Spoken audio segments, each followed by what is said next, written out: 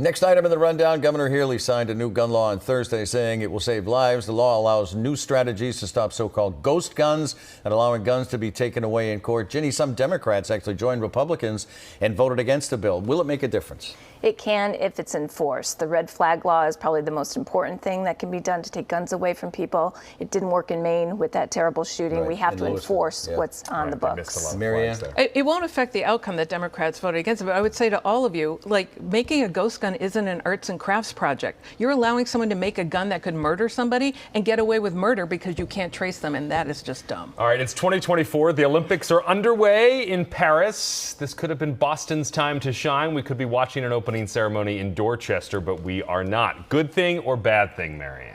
Good thing, and I would just point to the fact that all of this would have happened under the Baker-Walsh administrations, and we've been critical of them on this show for many years about several of the things central to it. Number one was the bad rollout of COVID vaccinations and the T and transportation, which didn't happen during the Baker years, and Maura Healey's cleaning up. So if you thought he could do it for the Olympics, why didn't he do it in office? Same with Marty Walsh, Mass and Cass, the Long Island Bridge and all that. If you thought he could do it for the Olympics, why didn't you do it when you were in office? We dodged a bullet. We would be billions in debt. We'd be the subject of perhaps attacks like happened in Paris. Friday in Paris, yes, yeah. exactly. Yeah.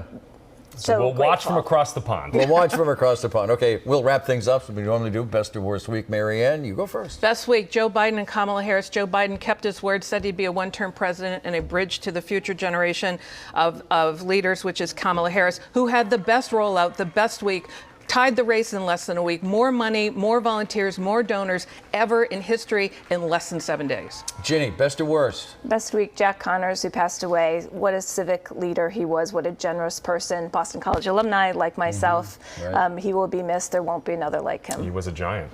No matter who you were, he had time for you, right? Absolutely. I mean, as successful and as wealthy as he was, it was wow. Yep. Stop to say hello to everybody. It's a special Always. human being. You're Yep. absolutely right. Correct. All right, Marianne, thank you. Ginny, thank you. Ben, thank you for substituting for Absolutely. Charmin this week. And folks, thank you for joining us and letting us be a part of your weekend. Remember, every Sunday we go on the record. Enjoy the rest of the day.